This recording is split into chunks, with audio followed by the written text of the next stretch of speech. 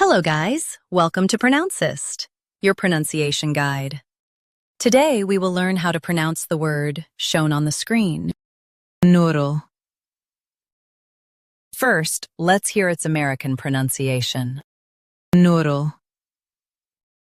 Now, read the syllables of U.S. pronunciation shown on the screen naturally. Nur. Ul. Noodle. Nur. Ul. Noodle. Now, let's focus on British pronunciation of this word. Neural. Now, read the syllables of British pronunciation shown on the screen naturally. New. Rawl. Neural. New. Rawl. Neural. In US, stress ner.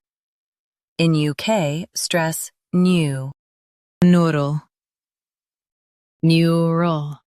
Practice repeatedly and you'll soon be able to say this word perfectly. The best way to practice is to repeat the syllable multiple times. The meaning of the word is related to nerves. Try repeating this word several times to improve your pronunciation.